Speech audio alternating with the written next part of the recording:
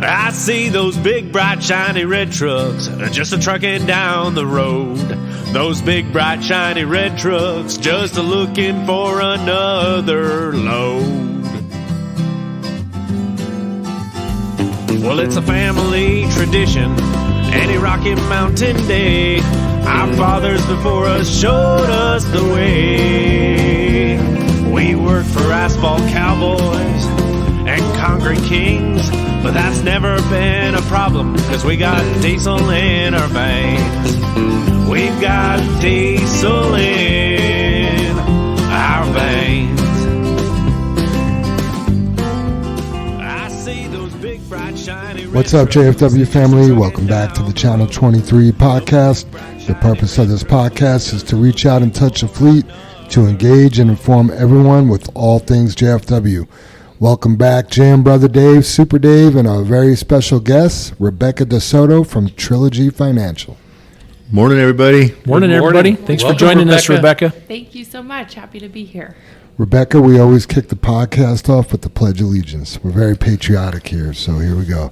I pledge allegiance to the flag of the United States of America and to the republic for which it stands, one nation, under God, indivisible, with liberty and justice for all.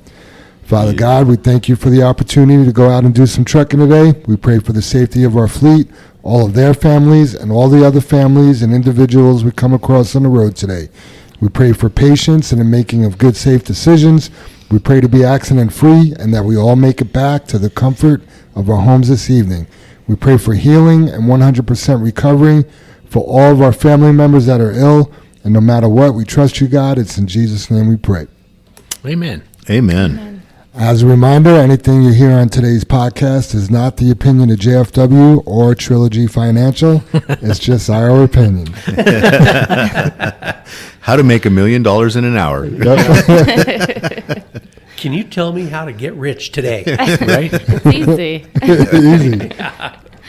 Episode 92 at 429 downloads. We are at 43.7 thousand total downloads, and we have 211 followers. Oh, you broke the 210. You got 3, huh? Yeah, Nice. we broke it. So we're going for 215 now. Okay. Good.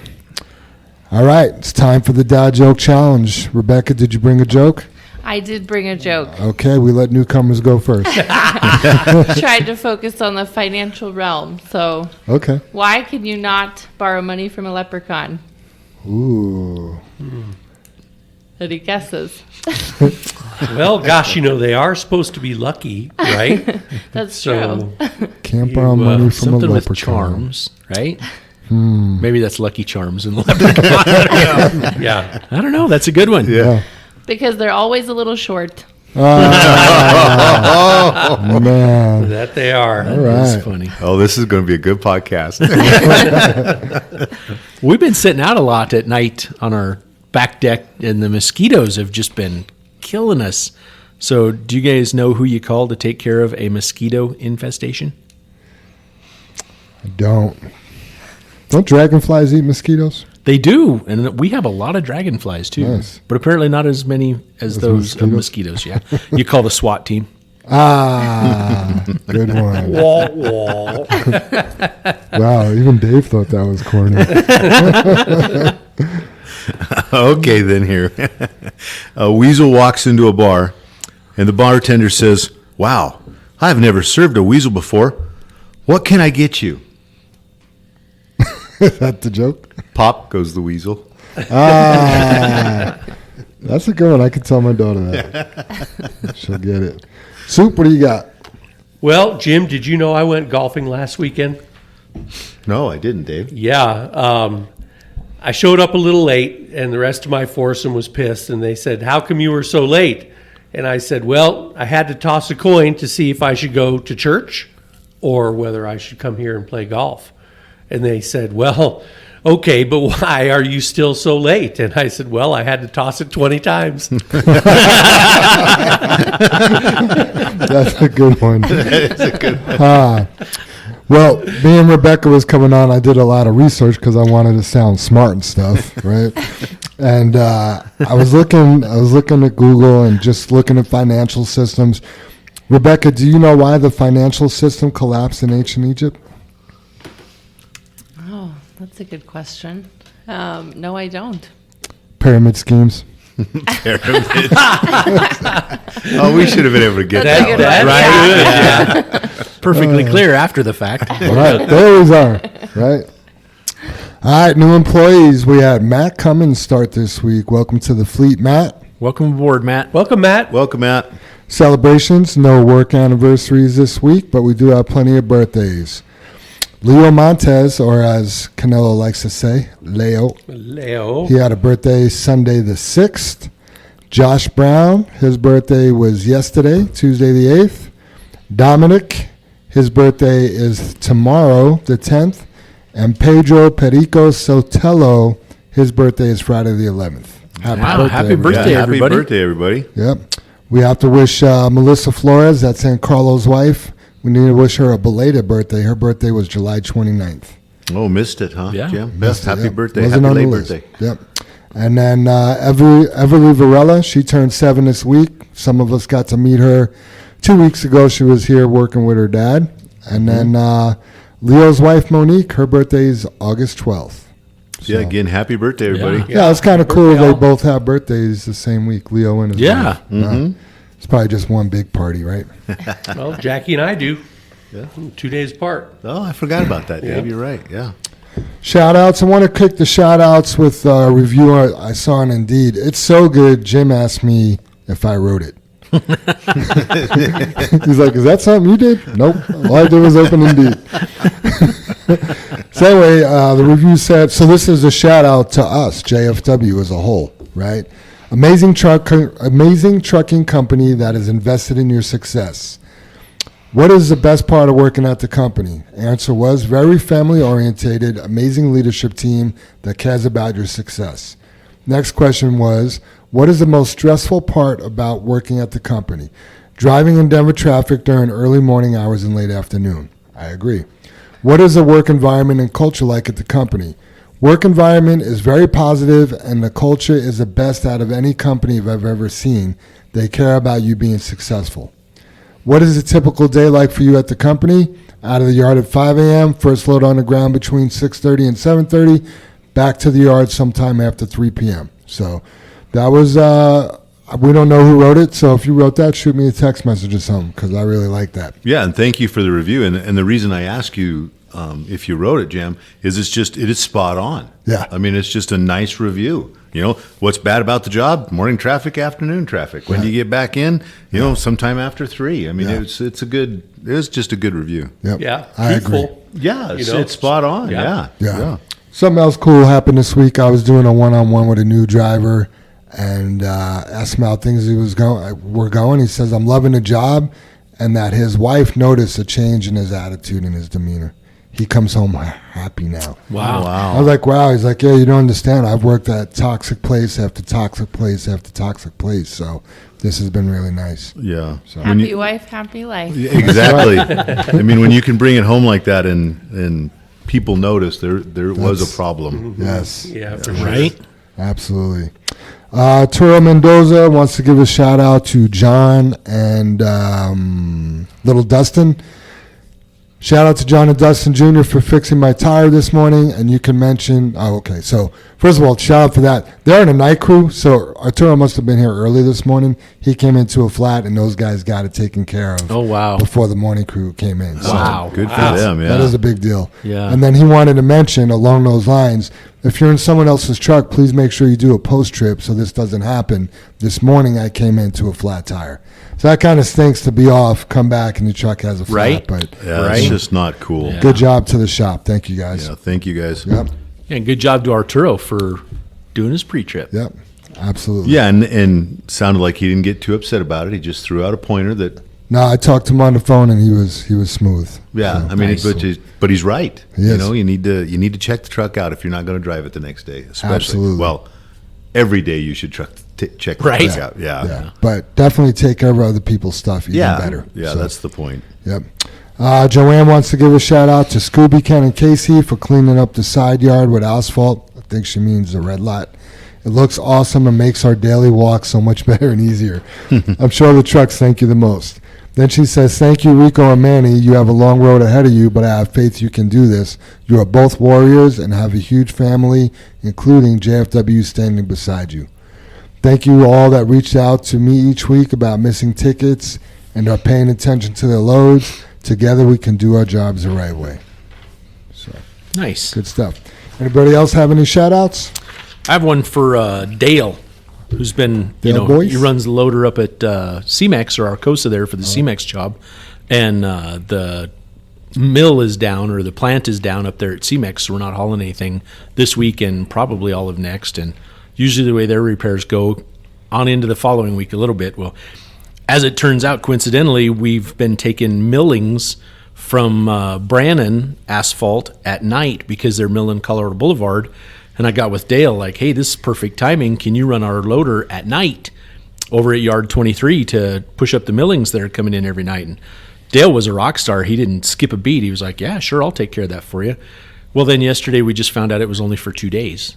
It's a multi-week job or multi-1,000-ton job. But I guess they broke it into two parts, the north end and the south end. Well, they're already done with the north end, and I'm kind of getting that's like 20% of the job, and the other 80% is the south end. So, yeah, I guess I just want to give kudos to Dale. I kind of feel like we screwed him around a little bit, and, he didn't bark a bit, just like, okay, yeah, sure, whatever we need. And pretty sure he's driving today. So thank you, Dale. Good job, buddy. Way to help out, and just roll with the punches. So that wasn't our plan, and thanks for dealing with it. Yeah, absolutely. Yep. You're a go-to guy, Dale. We appreciate that for sure. Yep. Anybody else? Yeah, I just want to mention, because it happened kind of fast in the office, and a lot of times we don't communicate with everybody because we don't make a big deal about it and stuff. But if everybody kind of noticed this week, Randy's not here any longer, and he left to help another company out, kind of a smaller company than ours, and dispatch for him. Anyway, I just wanted to mention that Randy did a great job while he was here, great driver, great dispatcher, good part of the family, and want to wish him the best. And then the other thing is that we've hired a new dispatcher, and starts on the 21st, and hopefully you guys most everybody's already met him, but he's going to be a good fill-in, not a fill-in, a good person Teammate. to put in that seat. Yeah, Yeah, a good teammate. teammate. So excited about the changes in dispatch. So if anybody kind of wondered what was going on, that's what's happening. Not going to name drop him. Yeah, I was going to say, I we ca- going I to can't- introduce him or? Sure, Yeah. sure. So Can't say he's coming and not say his name. Right. Welcome aboard, Tracy Holloway. absolutely, yeah. So if you're listening, Tracy, welcome aboard. Like Yeah. Dave said, yeah, Yep. So, that's kind of a Cinderella story. Tracy's worked for us for over a year. yeah. You're in. Dave, I can't hear Cinderella story without thinking of Bill Murray and the golf. Yeah, Caddyshack, man. We're on a golfing theme Right. today. But, Tracy has been doing weekend cores, did a little bit of sand and gravel on Saturdays when we needed. And we really have made his decision to come to JFW based on our culture. He just loves our culture here. He loves the team atmosphere, the family atmosphere. And, he left a really good position to come to JFW. So thanks, JFW family, for Yeah. making it real. Yeah, Tracy's wanted to come here full time for a while. Didn't work out last year because Oswaldo's such a stud, and we were just blown away. Yeah. Right. But the cool thing is Tracy hasn't been looking for a job for the last year. Right. It's not like he's like, oh, I want to go find something else to do. He wants to come work here. So Right. Exactly. That makes us feel good. Exactly. Yep. Yeah, and the thanks to everybody. You kind of mentioned it, Super Dave, to the JFW family, but the JFW family recruited him. That's basically how it's working. Everybody's attitude and culture brought him aboard. Yeah, good stuff. Yep. Anybody else before I move on? No? Good. We got a stacked outline. I want to make sure we get to Rebecca's stuff before she has to bail on this. Yeah. The Coast to Coast fitness, I don't know, not competition, but what would you call that? Program. It's kind of Program. a competition, a fun way to get in better shape. Well, you know what? It says top 3 teams, so it's a competition. So as of 8/7/2023, the top 3 teams are, number 1, Powder Puff Team. Right, so I thought that would have been the girls. It turns out it's the Bulkers because of the powder. I was thinking the same thing. Second, community service. That's like Dustin and I don't know. Oh, no. Community service is not Dustin because the third place team is Chafing the Dream. Chafing the dream. That's Dustin. Yeah, I might have it confused. But then the top 5 individual point earners, Gene Freeman, 55 points. Gabriel Colmenero, 52. Fred Powell, 49. Greg Wise, 47. And Teddy Hernandez, 45 points. Nice. Each week, the highest individual points will earn a gift card. Then at the end, the team with the highest points will win a gift card for each team member. Don't forget, Bree, to come get your Amazon card from Joanne or Amber for winning the most interactions with the app and wellness wall the first 2 weeks of this challenge. And then it was brought up as a suggestion to keep the walking fair for everyone that the drivers take their Fitbits off during the day and keep track in minutes how long you are walking. Basically, the trucks are bouncing and they're giving the drivers steps, so it's not fair. So Vibrate.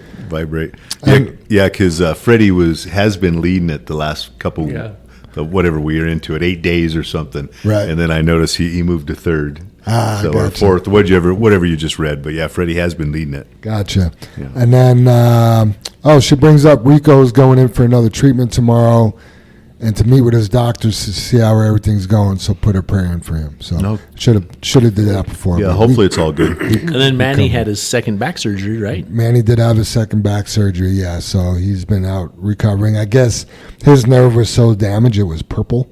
Wow. Yeah, the doctor said it looked pretty beat up. Wow. Yeah, so How weird is that? hopefully he starts feeling better. Right. Yeah. So. All right, starting Monday, August 14th, All Rock for Union, Plant 55 is going to come out of Fair Play. So that's going to put us about 50 loads a day out of Fair Play. That's 20 to 26 more loads coming from Fair Play every day. So everyone will be going to Fair Play at least once a week, if not more. So if we got any safety concerns with weather, traffic, tourists, we need to let these guys know. So Yeah. Need to be on your A game running that one. It's the mountains, it's 2-lane, it's no passing. Quite a bit of traffic as well. Yeah, don't be in a hurry, all the stuff. Before you know it, the leaves are going to be changing. I was going to say, man, we are weeks from the leaves changing You up think there. Right? weeks? That's crazy. September. Yeah, I mean, it's the middle of August, Jim. I mean, it seems like we went from winter to raining To raining. to 2 hot weeks to raining to. Watch. Yeah, I mean, it Weeks could away. snow in 60 days, That's crazy. right? Less than that. Yeah. Can snow. Jackie and I were digging tomato plants out September 12th one year. Yeah. Wow. Wow. Dave, you want to take the light on in the trailers? Sure. Or was that you, Jim? That Yeah, One it of was. you guys. It was both of us. We both discussed. You guys it, but- have one heartbeat. So Yeah, I mean, we're just back to that mighty white light on the side of the trailer and what it means and what it's describing and what it's trying to tell you. And, we've made it flash. We've created a strobe out of it. We've done everything in our power to make it show you it needs attention. And basically what that light flashing back there means is you've got a low tire or an air leak somewhere in that system. Those axles are charged and they've become air tanks.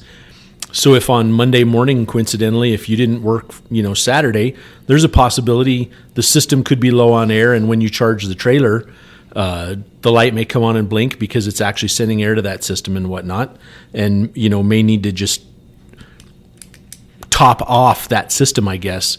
But you need to physically check whether you've got a low tire by bumping it with your hammer, just like the rest of your stuff on your pre-trips. And we're kind of dumbfounded between the training that JR does on the very first day you work here, plus what the trainers are teaching everyone, that we still have people behind the wheel that don't know what that light means. Yeah, I mean, what brought it up, Dave, was that somebody called in on the radio. I think JR helped them. They said, "What does the white light mean on my trailer?" wow. Or when does the white light go out? And Where have you been? exactly, we're like, that's the reason we wanted to go over it and talk about it again. There's no way you should not know what that white light means, and there shouldn't be a confusion on when you start the truck in the morning, like Dave said, that if the white light comes on, either the system is low and it needs to be filled, or you have a tire that's flat or went flat, going flat. Yeah. And as far as running it during the day, if it comes on during the day, you have a tire problem. Yeah, you need to stop. You need to stop. Yeah, absolutely. not get to your destination, Nope. not anything. You need to pull over and you need to stop. You've got a low tire. Yep. And it's happening right now. And those tires are badass enough that they could be down to, I'm going to say 20 pounds. They'll still look all right, the sidewalls. Right. But they're going to heat up, and we've had them light on fire. Yeah. We've had them burn the back of the trailer. When that light comes on, you need to stop. Yep. And moreover, too, if you don't know how to check it in your pre-trip, you need to check and make sure it's functioning.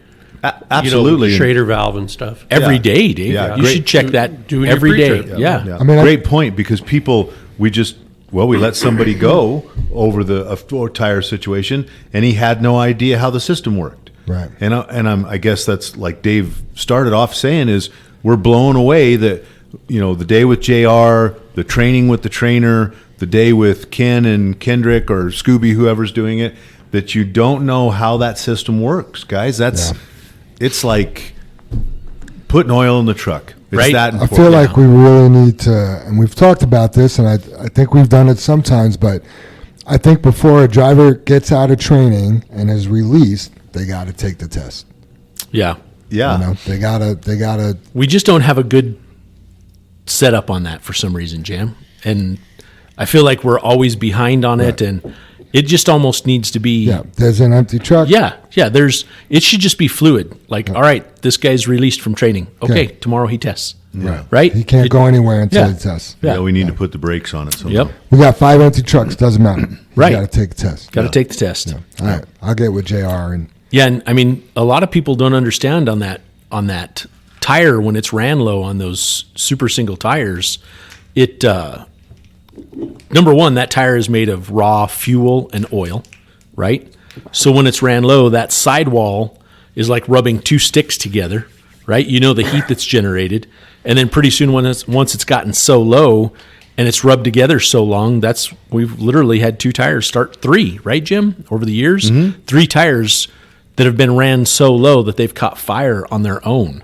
And that white light has been on, or, the system's been malfunctioning, and every bit of that is your responsibility. You're in charge of that ship. I mean, that's just how it is. So you need to be aware whether the light is working, how it works, what it means when it's on. Yep, 100%. Yep. Rebecca, have you ever seen a JFW truck before? No, No? I haven't. You're gonna Maybe driving up. You're going to see them everywhere. Yeah, you'll see them now. Now I will for sure. Hey, I just got an email from Manny. Well, 12 hours ago. I just checked my email and so on from Manny. Anyway, it says he wants to give a shout out a big shout out to Linda, Joanne, and Ann for the gifts and groceries, and also to all the JFW drivers and team that have taken the time to donate on my GoFundMe page that Kim created for me, and also for all the calls, the visits, and the prayers. Here are the names I want to say thank you to for all their support. JR, Jimmy V, Alejandro Gonzalez. Hey, there's a name we haven't seen in a while. Sergio, it says Portimao. I think he means Portillo. Jesse Baeza, Gerardo Sanchez, my brother from another mother, a.k.a. Mike Bortz, Jesus Varela, Victor Ochoa, Veronica Areola, Troy Hunt, Rosario Garcia, Rich Trujillo, Leo Montez, Jesse Rodenbaugh, Gavin, a.k.a. G. Hustle, I think he meant Gabino. And then once again, thank you for all the support and prayers. God bless you. Much love and respect, Manny V. So, Nice. Right. yeah, That's just a go big back. group of people. That's Yeah. awesome. Manny, that that's is. awesome. Good for him to feel that support. Yes. All right, next on the list, driving out on the south side, not crowding the incoming cars to your right so that you can turn out easy. Watch the truck drove over the sidewalk on the way out. Was that you, Brother Dave? Was Jim that and you, I, yeah. Yeah, The one heartbeat thing. Yeah. Yeah, we just want to talk, if we can explain it. Most of the trucks leave on the south side of the building here. And, we've had it a few podcasts ago. We joked about, calling out on the radio, leaving out the south side, but there's nobody really coming in. Well, there's still the drivers coming in their personal cars, but they don't have a company radio, so they're not hearing if you're headed out. But the thing is we watched, it's back to situational awareness, because we watched a truck come in, a driver's pulling in, and they're both on the right side of the correct side of the road as you would on the street. But that's not the best way to get out the driveway For the truck. for the truck. and they kind of fought over getting on the correct side. So when they did that, the truck stayed to his right, the car stayed to his right, and then the guy in the truck, when he drove out, he drove over the sidewalk. And I'm like, that's the situation. Left-hand traffic, right? Kind Right. of like the Morrison Quarry. Right, Exactly, yeah, right Dave. there you go to left-hand traffic. I mean, it's the common sense. And if you're the car that you drive that big truck all day, Yeah, you know what's best for the truck. you know what's best for Right? the truck. Yeah. Yes, Dave, you should have been on the inside and let the truck have the right of way. And I'm dogging everybody, and a couple of guys maybe were still asleep, not going in the day, or however it sounds bad, but you're starting your day and not knowing what to do. Right. And it's like, wow, it's scary. Here's the thing, too. If you're a four-wheeler making a left into the parking lot and you see a truck coming, you don't need to turn left. You could pass the driveway and make a U-turn. I do it a lot of Yeah. times. Oh, Jam, that freaks people out, buddy. Yeah. That just freaks When you people just out. go down, Yeah. What do you mean when you just go down? just go down the street and turn Oh, around. turn around. Yeah, you can Yeah, you you can just make like- a U-turn right in the driveway, right? Yeah, it's- Yeah. yeah. And then you got a good view. You can see when it's clear. Yep. Yep. Exactly. So Exactly. So anyway, we're talking about situational awareness. We're talking about helping your brethren Teammate. out, your family out, and if you're learning and you're understanding, then you're understanding out on the road too. yep, excellent. Let's see. Driving with your airbags down, mechanics and driver's fault. So we noticed the other day, or a driver noticed, he was off, came back, and his fenders on the tractor had holes burned in them from rubbing on the tires, right? So right away we're like, oh, he ran with his airbags down. But Jim brought up the point, like, even with the airbags down, those fenders should not be rubbing on your wheels. Absolutely, Jim. But both the driver needs to notice that's happening, and also the mechanics need to fix the problem to begin with. But you can't, the truck can't be riding good with the airbags down. Oh, man. Like, That's the thing here on the next two pieces is the airbags on the truck or the airbags on the trailer. If they're deflated, it rides horrible. That truck and trailer just rides horrible. Right. The trailer, when they're down, it actually pulls you. It pulls you back and forth as it hits those bumps because it's trying to travel in between. The one on the tractor, it's just like you're falling in a hole every time you hit a bump. You feel it right in your seat. And either of them, they should be noticeable within a quarter of a mile at most. Well, and you also At have most. the terrible vibration from the drive shaft Yeah. being Right. out of Right? out of Yeah. angle, or what would you call that? No, that's exactly what it is, Dave, out of Oh. angle. Yeah. Yeah. And these are things that we talk about with the situational awareness. You should realize, hey, something is different. Why is the truck riding so bad? One of the things that really brought it to my attention is we had a new driver. I don't know, he's worked here 3 weeks or longer or something like that, and forgot to close his tailgate. Went and loaded at Fry's, and he had made it all the way to, what was that video, Jam? I-70 and... oh, man, it was almost Where was a he split. It was almost I-76. Denver West. Yeah. Yeah. And of course, we've got rock falling out of the back, and we broke this guy's windshield. And we looked absolutely horrible. Terrible. We looked like the atypical jerk who doesn't care trucking company that hauls sand and gravel. Everything we just epitomize. It was the worst look. And this four-wheeler that took the video, of course, he's saying all this stuff, and I can't blame him. I would be saying the same exact thing, right? Yeah. But you look at our driver in the video, and our driver is just jerking back and forth, forwards and backwards, because the trailer's riding so rough. Because, of course, when you don't close the tailgate, your Bags airbags down. are deflated. Yep. So, he shouldn't have even made it down the canyon and realized, wow, something's wrong. Right. And then every bump he hit. In the video, that driver is just surging back and forth, back and forth, back and forth, and had no idea that his gate was open. And I guess that to me is the situational awareness that, wow, you really don't understand, how things work, what's causing this situation. You're kind of oblivious to your surroundings to a degree. Yeah. So it's to me, it's pretty tough to swallow. It's disappointing. Yeah. Yeah, we get calls sometimes that we broke a windshield and we're empty, and And hauled sand for and 5 hauled sand months. for 5 months, and Yeah. the tailgate's been clean. But I mean, this one is just Oh, it's a no-brainer. I Yeah. felt so sorry for that four-wheeler. Yeah. You know, and I know he was a jerk to you, Jim, and I really do think you calmed him down when you thanked him for his service because he had U.S. Army plates. I felt like the whole thing, like you kind of took some wind out of his sails a you little know, bit. and that was with your guidance about as far as thanking him for the service. You know, I just saw the broken license plate holder, but he did thank us for making it so easy. I don't know that his windshield is fixed yet, but I got, you know, he's like, hey, I noticed my license plate cover is broken. I was like, cool. Pick one out on Amazon and I'll send it to your house. He's like, wow, thanks for making it easy. Nice. You know? So Yeah, good you know, job, Jim. He'll get That's a a good idea. windshield and yeah. The So license plate bracket. I mean, that's already been delivered. You know, Nice. so I'll touch base with him today. Just he's a really busy guy, you know, and Sure. to have to go somewhere and get the windshield fixed is a problem. So I set him up with Quality Auto Glass. Hopefully they could just do a mobile service to where he's Yeah. working for the day and Yeah. take care of it. Rebecca, have you had any experiences with big trucks in your driving experience? No, I'm a pretty cautious driver. Yeah. I feel like I get out of the way. Thank you. But we do have a client that actually a few years ago was hit by a truck and killed from Trilogy. It wasn't my personal client, Wow. but a client at the firm. very tragic. And that scared me. So to Yeah, but- stay further away. Yeah, so I don't know if you could tell, we fight really hard to be different. Yeah. You know, we have 102 NDUMs here, and we fight every day to stand out and be different than your typical, you know, truckers. You know, and I'm not saying they're all bad, but there are some bad ones out there, and we don't want that here. So it's something we work on every day. I can tell that just by being part of this conversation. I mean, it's Yeah. great to hear how much safety is involved and Oh yeah, yeah, much it's crazy. advocacy for that. Yep.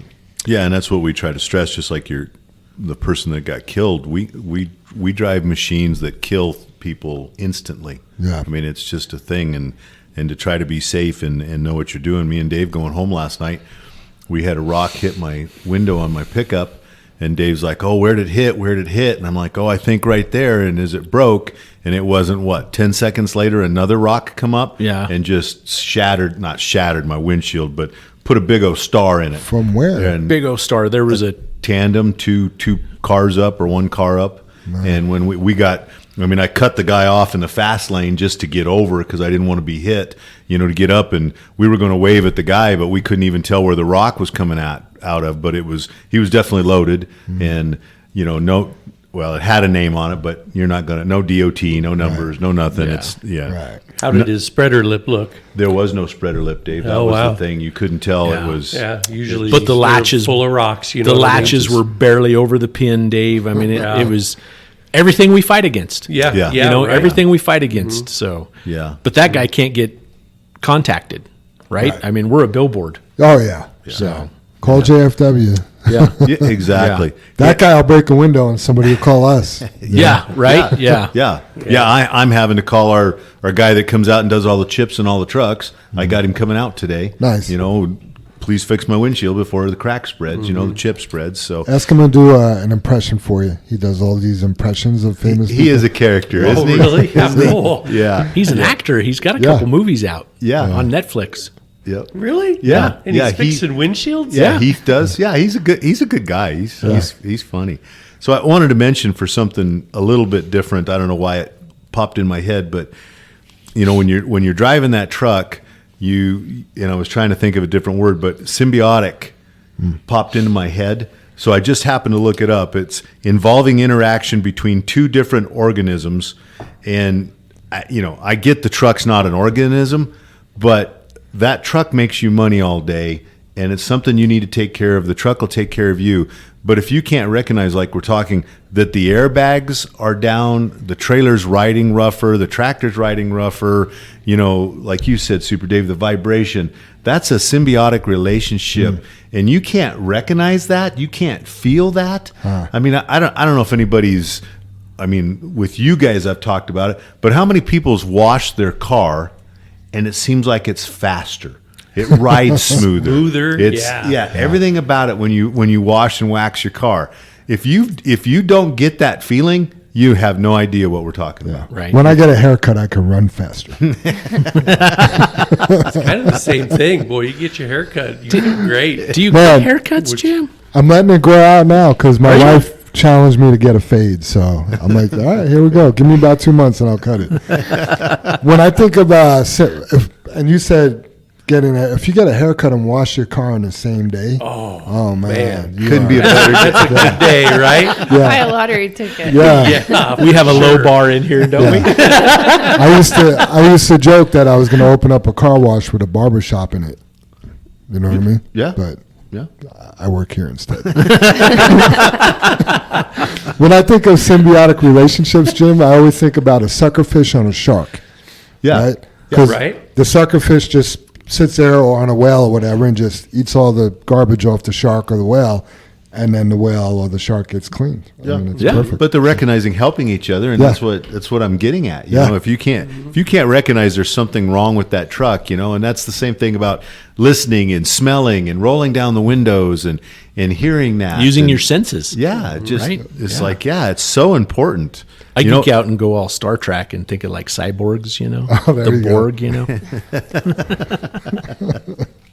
How fast is your truck now? So everyone knows Dave got his truck ceramic coated the other day. That thing's got to be. I can't stop smiling. Look, like you just say it. I'm like, oh my gosh. Yeah. There's a note here too. We kind of jumped around, but it is included in that because that driver had his tailgate open. But man, check your tailgates. Make sure they're closed. Yeah. After you dump, after you dump, you're supposed to brush off your tailgate. Right. And If close you- it. Right. If you're brushing off your tailgate, that's a good chance to check that it's closed. Now, if you're brushing your tailgate off while your trailer is coming down, your tailgate hasn't been shut yet. That to me indicates already that you're in a pretty big rush where Right. 20 seconds is going to make a big difference. Make sure you're pushing that button or pulling that button. Yep. All right. All right. Joanne has a couple little pieces here. Driver settlements. Hey, Jam, not Hey. to interrupt you, but we missed one. Just right quick, I want to mention before we go to Joanne, the keying on the cycling of the trucks. Oh, there. we did. I just want to mention that. I don't know if everybody realizes, it's been a long time since we've mentioned it, but we get alerts on the computer in the morning over and over and over, and they're like the first thing on startup. And I don't know, the only way I know how to explain it is I've seen it at the fuel island. I just seen it this week, is when you guys go to start your trucks and the truck doesn't start and you have to turn the key off and turn it back on, that means you've rushed the truck. It hasn't went through the computer system. So if you've ever had it where you jumped in your truck and you went to start it and it didn't start, that's because you're rushing the system. It hasn't checked all the computers on the truck. And I swear, I bet 90% of the codes we get first thing in the morning is because you didn't let the truck check the codes. And what I mean by that is turning the key on, letting the truck do all the clicks, and then I think the last time we talked about this, somebody told me that there's a small air sound in the cab is like the last thing it does. I think the air dryer pops off like. I don't.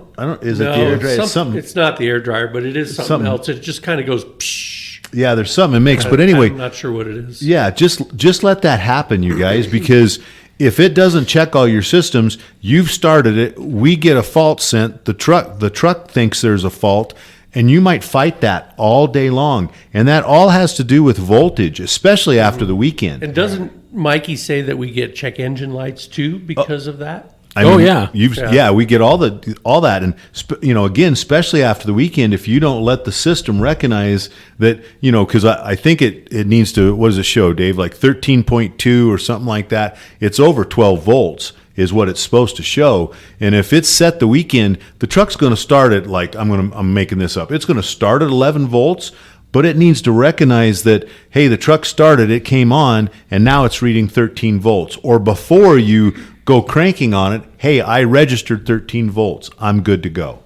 So I think that's a big key on what we're doing, especially when I see somebody jump in the truck and it Is doesn't it key start. to the problems we're having? It's the key to the problem we're having. Yeah. Oh, dad jokes. They don't stop.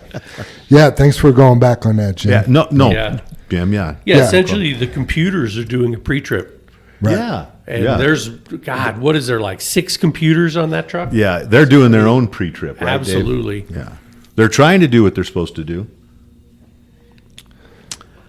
So go ahead. You're good with the Joanne. All right. Sorry, Jeff. Oh, no, don't apologize. I definitely missed that, so I appreciate that.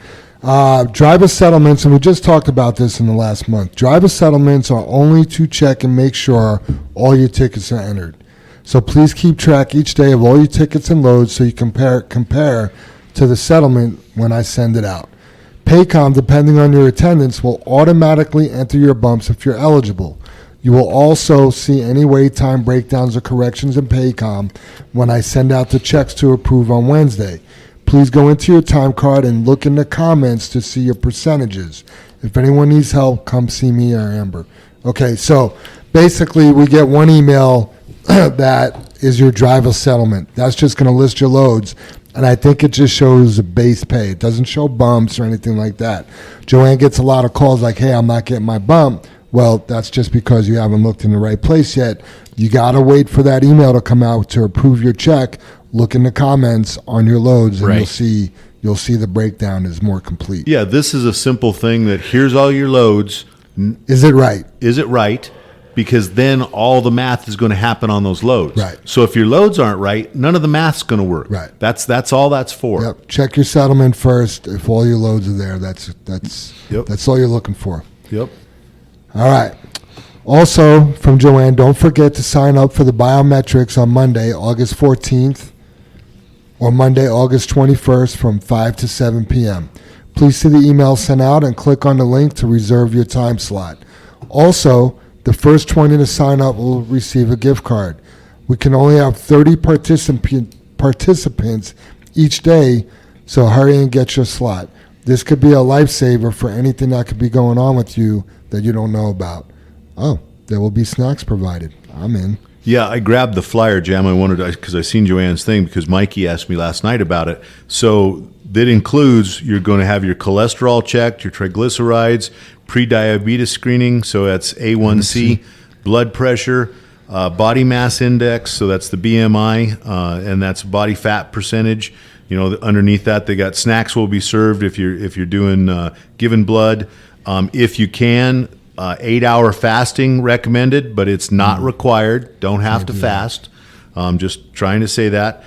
Drink plenty of water for your blood draw for that day. You know, stay hydrated. Hydration is key to anything. You know, we've already had somebody in the wash bay when it being so hot. You had some problems because they weren't hydrated.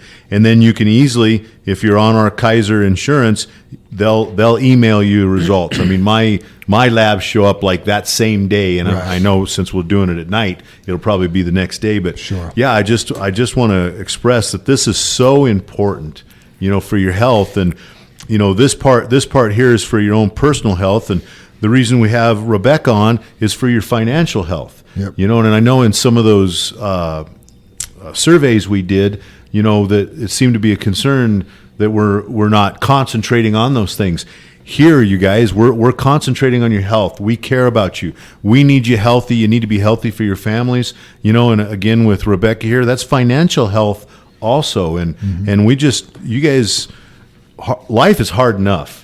And then if you're not taking care of yourself in both areas, what a problem. So please sign up for this. That 14th I know is Monday, this coming Monday, and I think 21st is that another Monday. Yep. Is the next Monday. So please, you guys, and then you know, listening, you know, the podcast. If you're somebody that listens to the podcast when Rebecca gets done here, pass the word that we had a financial person on. Yep. You know, take care of yourself. So Absolutely. yeah, that was my little spiel, Jam. Great spiel. I love it. Be on the lookout for more emails and flyers in your trucks. And like Jim said, we do care. So, all right. The moment we've been waiting for. Rebecca DeSoto. She is from Trilogy Financial Services. She is a wealth management advisor, a CDFA, which is a Certified Divorce Financial Analyst. Is that right? Correct. And a CFP, which is a Certified Financial Planner. Now, you've been working with Linda for a while. Is Linda rich, by the way? I cannot disclose personal information. Okay, no problem. So Linda, She's not short, so maybe I can borrow some money from her. there we go. So Linda suggested we have Rebecca on, and I just love that idea. I think you guys agree with that. And I was scared to reach out to Rebecca at first because she was studying for a big test, which was on July 17th. Correct. Right? Yes. So that passed, and then we were able to get her on. So thanks for coming on, Rebecca. Now, is there a big clientele for the CDFA portion of your job? Are there a lot of people getting divorced? And Yeah, unfortunately, it is a very prevalent part of our society. And a lot of people going through divorce really need help understanding some of the long-term financial repercussions of dividing assets and liabilities. And attorneys are great at providing legal advice, which I do not do, and really providing kind of the short-term aspects of how the settlement will go. But when people are getting divorced, it's nice to have somebody on your team that's thinking more long term about how you're going to come out of that settlement and really act in your best interest and help you understand some of the tax consequences of dividing assets and houses and whether to keep houses or sell houses. And sounds complicated. Yeah. Okay. And what is this new CFP cert? What does that do for you and your clientele? Yeah, absolutely. So a certified financial planner is really one of the top designations in my industry and really separates planners and financial planners from financial advisors. Advisors help with products and portfolios and making sure people are invested appropriately. And financial planners really, again, help people understand how to retire, how to prioritize, how to save for college, and how to balance all those different priorities and achieve long-term financial goals. That's awesome. So the wealth management advisor will not even be an appropriate title for you anymore. Since you're a planner, correct? Yeah, the CFP kind of trumps the Gotcha. wealth advisor, but Gotcha. technically I'm still a candidate. They wait 4 weeks until your results are processed and everything to officially give you the credentials. Awesome. Well, congratulations on passing that test. And Thank you. Yeah, congratulations. Moving on up. Very much. Exciting. Absolutely. So you went to the University of Colorado. You graduated in 2012 with a bachelor's in economics. What made you interested in economics? Yeah, that's a great question. I double majored. I studied international relations and economics. And I started with international relations. I've always been interested in the world and countries and how they function and get along. But I didn't really know what to do with that degree. And so I coupled it with economics. I've always been strong in math, and I really think, when you're dealing with how countries work together, economics and money is truly the foundation of how those relationships work. So, picked economics, and glad that I did because I think it catapulted me into this career. Nice. Now, if you weren't doing this, do you have like another dream that you would like any other? I always envisioned myself working for a large, institution like Gotcha. the International Monetary Fund or the World Bank or something like that. But I kind of landed in the career that I did just by chance and truly love it. I love working with people and I love helping people. And I love problem solving, and every client is different with unique needs. And so I bet. it's Wow. ever evolving, and it's interesting work, and I enjoy it.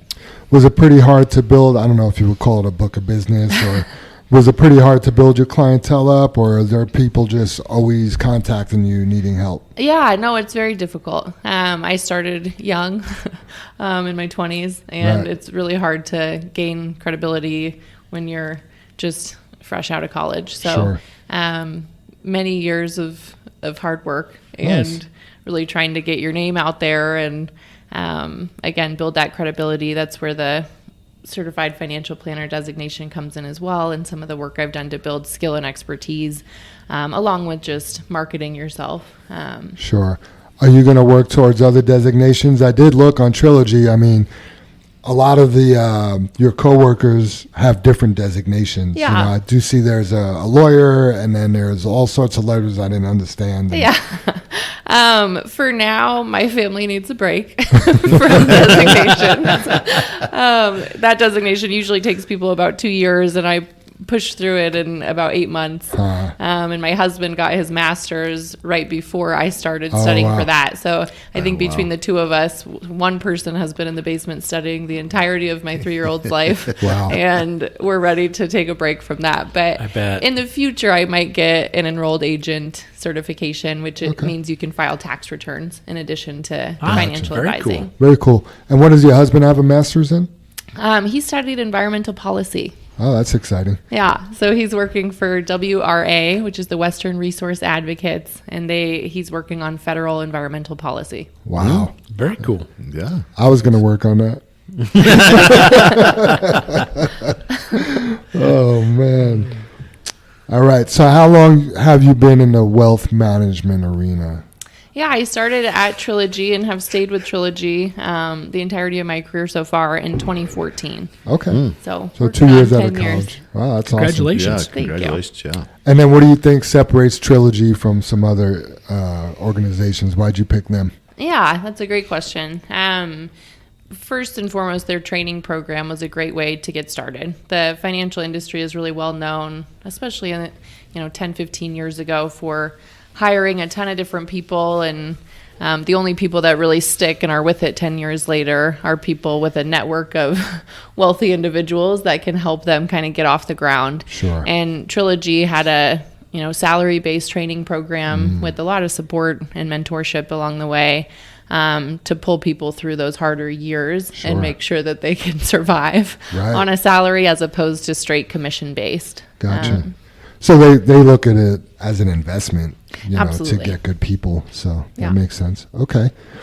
And then you are a Ramsey Solutions ELP, which is an endorsed local provider. And does that make you a SmartVestor Pro as well? Yes, technically, my team lead is the SmartVestor Pro, but we all work under his leadership, and so we all get to work with people that enter their information into the Dave Ramsey program, which I've really enjoyed. I've been doing that for about 2 years. Dave Ramsey is a really well-known financial media figure. He's not a financial advisor, but really helps people change their mindset towards money and towards debt, and getting out of debt and building savings so that they're really at the point where investing makes sense.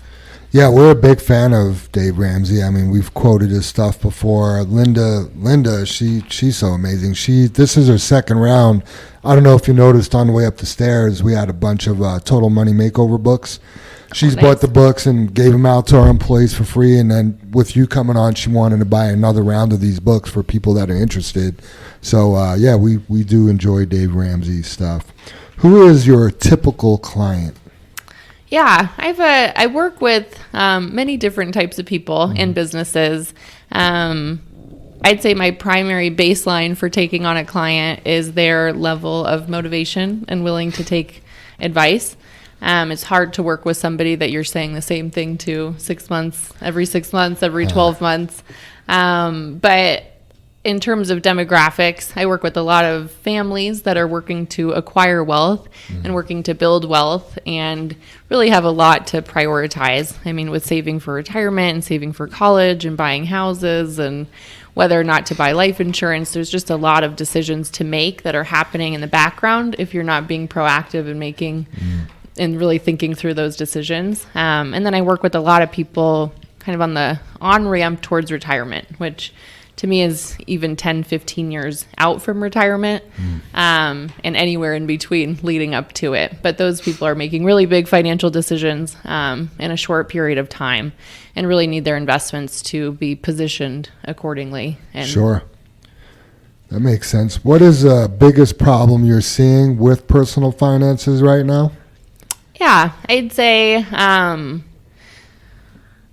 think the biggest problem is really emotional based investment decisions and really listening to the media, whatever side of the coin you're on. It's really easy to find news that follows your views, and investing based on those decisions and based on the whims of the news and what's going on is not a strategic way to invest. I believe in spending time in the market as opposed to timing the market. And when I get calls because what the Fed did this day, or what's going on Fox News this day, or whatever it is. It's hard to help people navigate really smart strategic financial decisions when there's so much going on that you can really get overwhelmed by in the news. That makes sense. Yeah, I hadn't even thought about that, Rebecca, on that side, because we all complain about the news and, this story and that story, and I just didn't think about it on the freaking people out financially. You know what I mean? I mean, not, we're more concerned about the weather some days on there.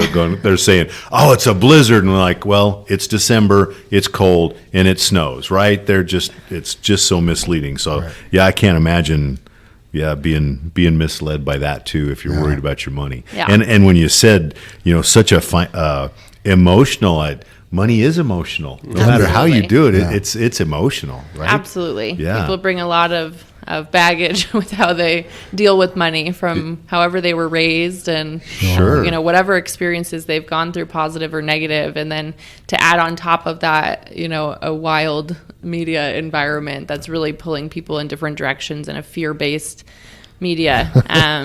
It's hard to help people see the bigger picture, but that truly is our job. And helping them understand that they need to think long-term about why they invested in the first place, as opposed to what's happening today or tomorrow or next week. Right. I like how you said time in the market instead of timing the market. Mm-hmm. That makes sense. Yeah. Yeah. Nice. When should someone start investing? That's a great question again. I truly believe people should start investing as soon as they have a retirement plan available at an employer, especially if that plan matches in any way, shape, or form.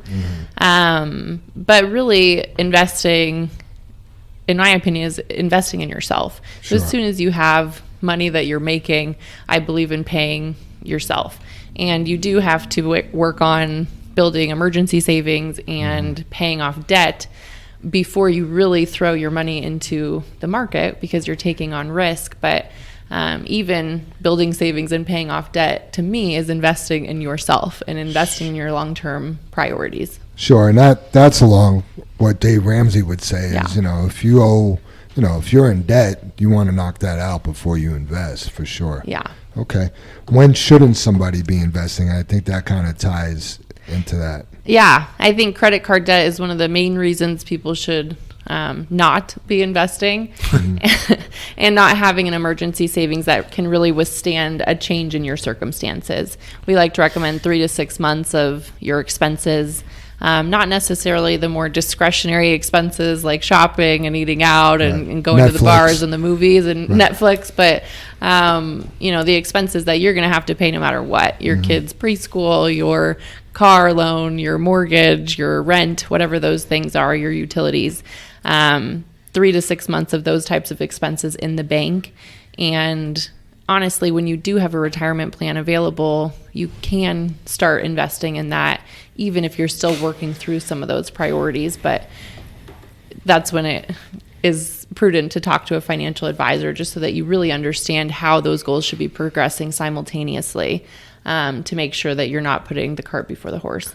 Sure. Do you think most people that come to you do have that 3 to 6 months, or do you have to say, hey, look, before you really start? Yeah, I see both. Through the Ramsey program, it's kind of half and half. Some people still need to work on some of those foundational elements before they really get started.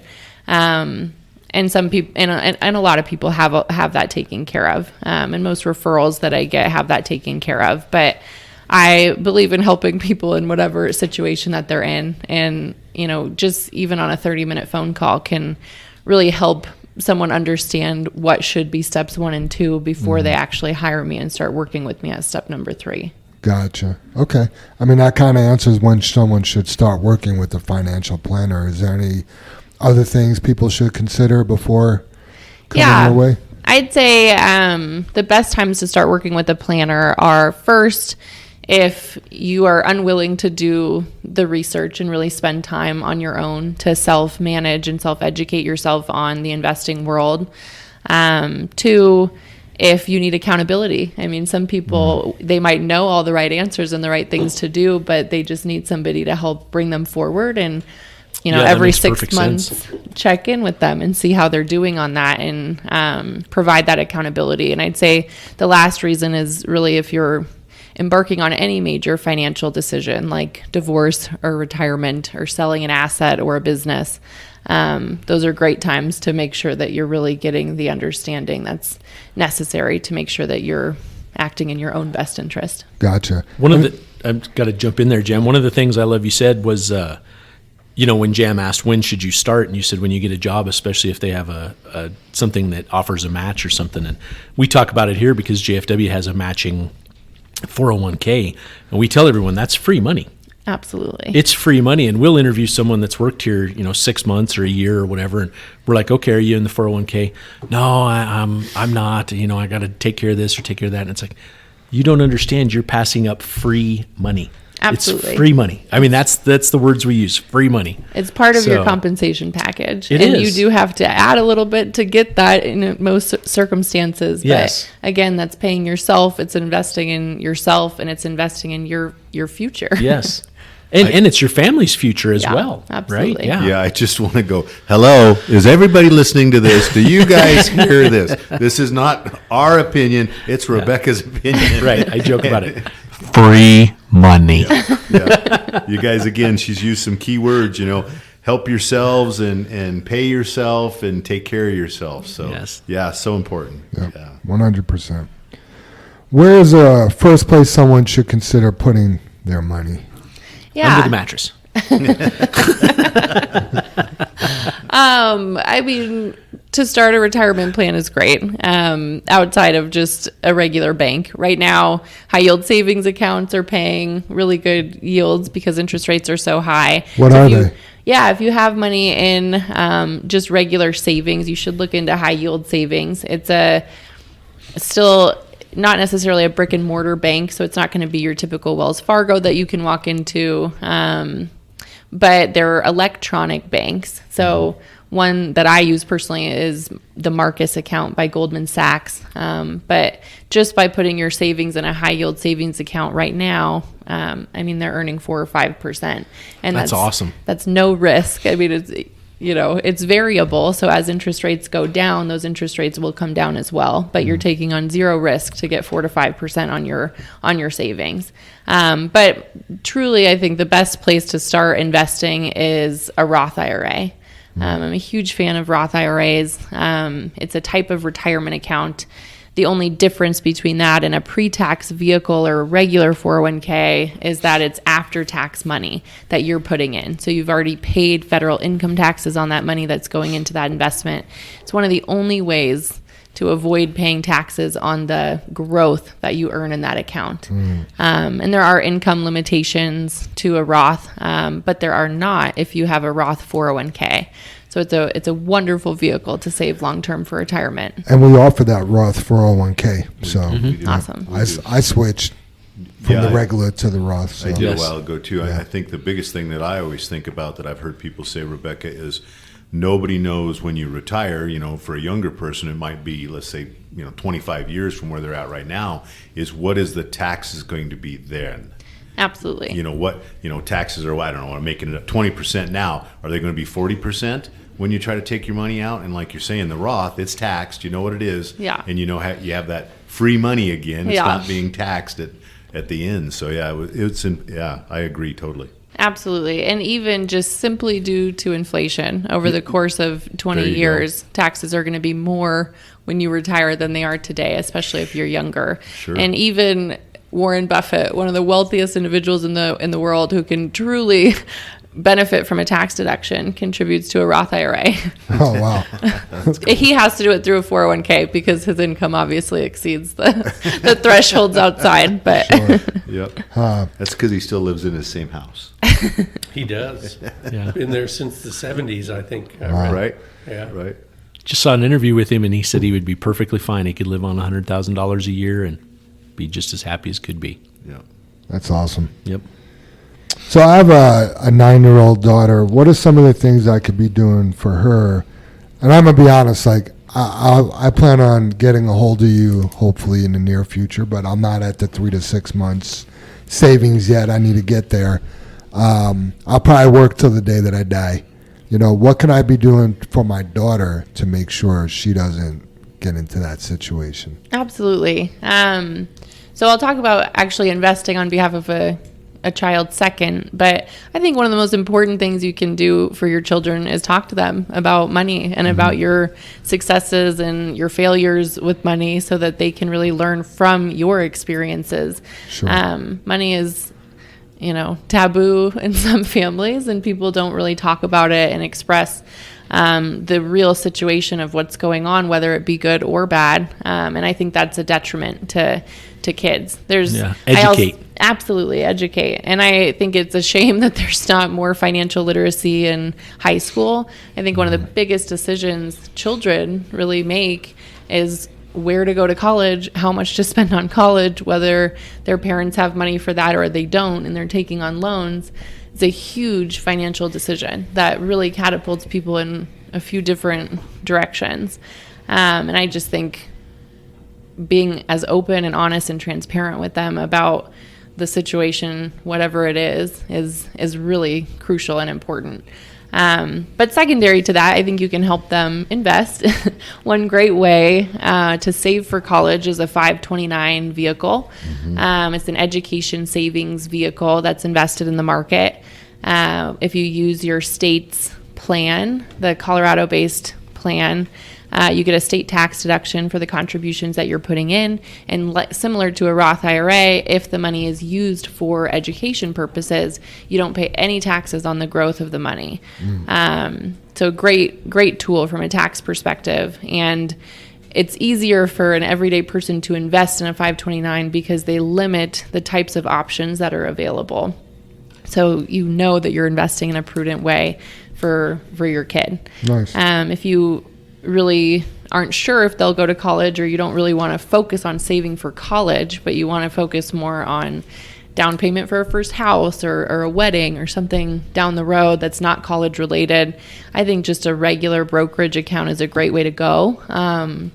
Non-retirement account, non-college based account, but it's technically in yours or yours and your spouse's name, and it's your money until you give it to your child, but that you have options with that money and flexibility.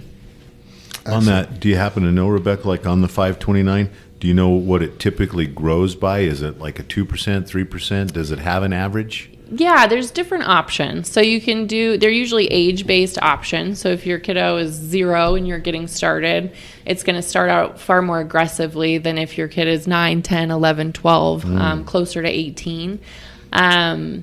I'd say for the more aggressive options, you could hope for a 6 to 7% rate of return. Wow. But then you do want it, they'll automatically dial your risk down as your kid gets closer to 18. But then within those options, you can also choose whether you want an aggressive, a moderate, or a conservative portfolio. So if safety of principal and not having risk in the market is really important to you, then you choose the most conservative option, and it goes age-based, and it's a safe way to invest. And if that was your strategy, probably more on that 2, 3, 4% rate of return over time.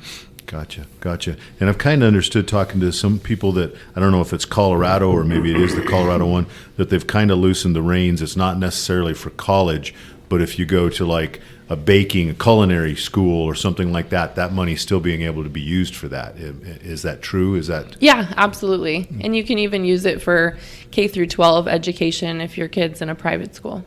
Ah, okay. Oh, I didn't know that. Yeah. That's very cool. Yeah. Good stuff. Yeah. So I know you got to start to invest in Bella. Yeah, absolutely. 100%. I mean, she's young, and I wish I would have done it for my girls, is what I'm getting at, Jam, and I didn't. Yeah. So yeah, you can't wait too long on that 529. Yeah, I mean, at this point, obviously, I want to invest for myself, but I'd rather invest for her. You know what I mean? Like, cover all the bases, right? Potential college. You're over the hill. Potential college costs in 11 years, Jim. Yep. What do you think about that Mega Millions and Powerball at $1.5 billion? Oh, man. I read an article the other day that's like, obviously the statistics are not in your favor. You're crazy to buy tickets, but my dad bought tickets my entire life, and I think it's fun. My husband was mad at me yesterday because I came home and I didn't buy any. That's funny. So I think it's more just for the fun of it, and knowing that there's a chance, and gives you a little room to dream. Yeah. Okay, I like that. You know what they say, Rebecca, if you don't play, you can't win. Exactly. But you know what Dave Ramsey says? That's just a tax for the poor. That's right. Yeah. Yep.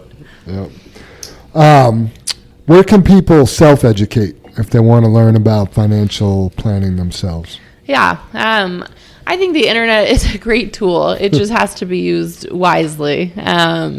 You can find so much good information on the internet, but it can also be a real rabbit hole, and you can find bad information as well. So if you're willing to spend, the time kind of checking your sources and making sure you're looking at a few different websites before you really just take something as truth, then I think the internet can be a wonderful place to seek out information for self-managing investments and building your own plan without hiring somebody. Sites that I use regularly and point clients to are Investopedia. It's from my opinion, a fact-based website. They have a wide variety of topics, and you can learn about a lot of different investing strategies, philosophies, topics, things that come up through there. The government websites are hit or miss.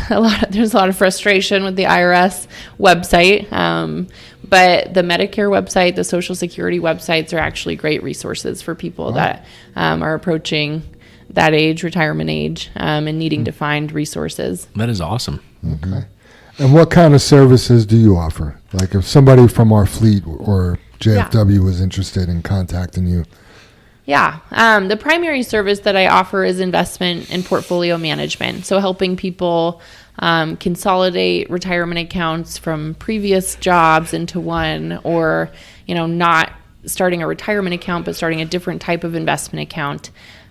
We do protection planning, so helping people make sure they have life insurance, which I think is critical in your industry.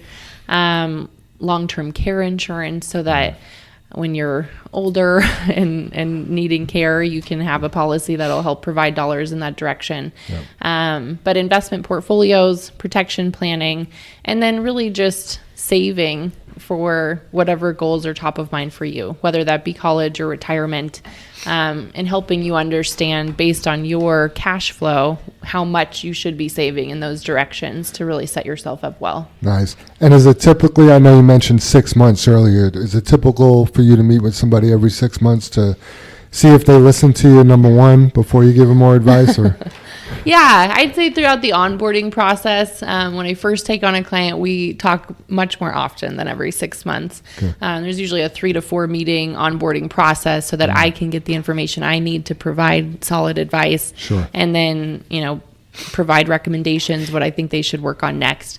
And then after that, at least at the bare minimum, every 12 months is how much we would meet. But depending on your needs and priorities, we can meet more often than that too.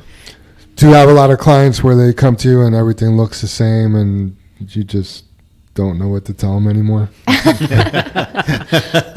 No, I mean, from an investment standpoint, yes. There's kind of a cookie cutter way people live their life, whether it be from a savings or retirement standpoint, but everybody's goals are different. And I think every plan that I help create is unique and personalized to that person. I guess I was getting more at, are people doing their homework and doing what you tell them to do, or does that get... Much, yeah, I would definitely say so. It was harder in my first few years, and I think I experienced a lot less of that. But Gotcha. People do tend to do what I ask them to do. And whether they follow, 90% of the advice or 100% of the advice, my goal is for them to make an informed decision. Nice. They don't have to take my recommendation if they think something else is better, but I want them to know the pros and cons of any decision they're making. Man, imagine people listening to us.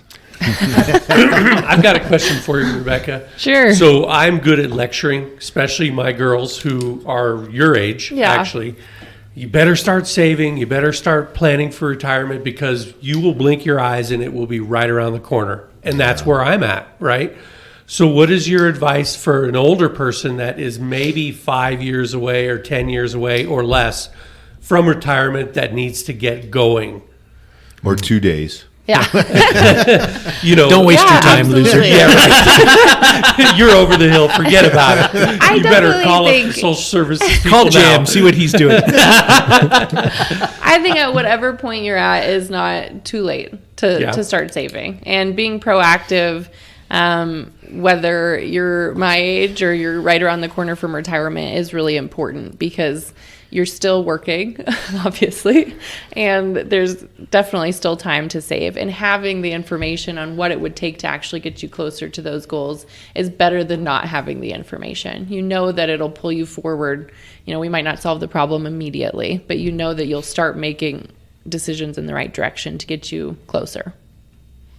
Nice. That was a nice way of saying you're not that old, Dave. Get with it. Well, thank you. I just think it falls in line. You know, we talk about educating and we talk about all these things with the trucks and, to be safer. And we've talked about this time and time again about the free money and being in our 401k. And we really preach to the younger people that no one has educated them at all, right? They're coming into this and they're like, what's a 401k? My son, he's graduated high school. He didn't know what a 401k was. I'm like, you just graduated, from a 5A high school and they didn't teach any of this. And he's like, no. Yeah, man, that's- Rebecca, you said that's earlier, just terrible. and it's spot on. Money is like a taboo subject. Nobody wants to talk about their money. But everybody wants it. And that's terrible. Yeah. Yeah, I thought the same thing because probably parents don't want to, or share with your kids, no matter what age you are, that maybe they're struggling. Well, you don't want that fear or that problem on your kids, but if you talk about it, like you said, well, these are the mistakes I've made. Yeah, and doesn't helping share your, I don't want to say failures because that just sounds terrible, right? Yeah. But your mistakes, your choices, whatever the case may be. You And don't want them to make the same exactly, ones. and help them be better, right? And I mean, I just sit there and I look at it like if we were to hire a 23-year-old person here, if they work here their whole career and, you just go off of what a typical 401k makes over time, it's proven 8% forever now. And you look at how much money they could have at 65. You're like, oh my gosh, I wish I would have started then. Yeah. Yeah. And it's those are the things that people need to hear. And then once you've usually achieved that freedom after 10 years, you do have more money because you're living different. You're Absolutely. protecting your assets and your incomes, and you're making better choices. You're just becoming smarter about it. Then a lot of times you have more money for other investments, right? That's where the Absolutely. stocks come in, and just other things like that. And I think it's kind of tough, and I don't know how much you face of this, Rebecca, but I believe we totally live in a now world, right? I mean, if we can't get it on our phone right now, right? But we can't have that retirement account built up right now. You have to start, and it's a long, slow process. So I think it's easy to put off because it's difficult to do. It's difficult to watch. I watched my son's, what's the college account? The 529. 529. We had it like built way up here, and then Biden got in office, and I'm like, oh my God, we need to yank this thing out. It's like, it's just tanking. It's just going down and down and down, and all the money we lost in it, but it was money that we had made in it, right? It's not like we physically lost what we'd put in it. We just lost what it had earned, a huge chunk of it, and it was interesting to see how this whole process has worked. And we're on the, I don't want to say we're on the other side, but I'd say we're at the pinnacle of it now because he starts school. We take him this weekend, and, we were able to contact him and go, hey, you need to send the first payment, and it was cool. Gratifying. It's like, wow, we've seen this come to fruition and watched it. We're watching it happen right now. Right. So pretty Absolutely. cool. Yeah. And that's what I do is help people forward plan. Whether it's things that they know are going to happen, like college or retirement, or it's things that they don't know are going to happen, like a disability or a job loss or things like that. And just helping people plan for the expected and the unexpected so that they have more options when things happen. Absolutely. I like it. How do you get paid, Rebecca? Yeah. Like, some people probably are like, oh, wow, I should get a financial planner, but that's got to be expensive. Yeah, I get paid in a few different ways. So my primary way of getting paid is by managing portfolios. So when a client comes to me with assets to manage, that is generally how I get paid, by taking on that investment asset. My advisor fee is 1% of that investment asset. I also get paid, I'm a fee-based advisor, so I also get paid on a commission base when dealing with insurance products. If it's life insurance or long-term care, that's like a one-time payment when those policies get put in place. And then I also get paid through consulting agreements. So if people don't have an asset for me to manage and still want to work with the planner, they can go through our coaching program, which is about $1,200 per year. If they want a full financial plan, it's about $2,500 per year. But that hires me for my time, for that length of time, Sure. Without necessarily having an asset to manage. Gotcha. Fair enough. And what is your investment philosophy? Yeah. I believe truly in a buy and hold investment philosophy. Seen a lot of portfolios and investments actively traded and actively managed, which can go either way. No one knows what's going to happen in the market. And like I said earlier, I really believe in spending time in the market as opposed to trying to find the right times to buy and sell. You might be right sometimes, you might be wrong sometimes, and none of us know what's going to happen. I don't have a crystal ball, which is why we focus on long-term priorities. A diversified way of investing is really appropriate, especially when you're getting started, as opposed to individual stocks or individual bonds or cryptocurrency or commodities like oil or gold or silver, but really taking a broad, diversified approach to the market and staying in the market based on your time frame. Okay. And what would separate you from other wealth planners? I think just truly my focus on building relationships as opposed to building, my book of business. I think my clients come first, and I have a great, customer service oriented mindset and want to make sure everyone feels taken care of and knows that I'm here and knows that I'm a first point of contact for changes in their life. Like I said, whether expected or unexpected.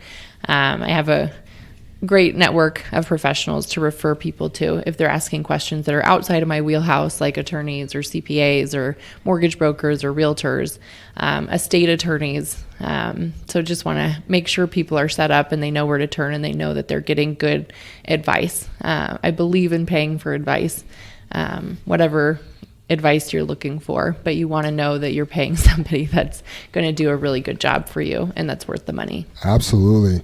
And what would you be able to offer our people, and how can they get a hold of you? Yeah, I will always do a no-cost initial consultation, 30 minutes over Zoom or over the phone, just to understand their priorities and their circumstances.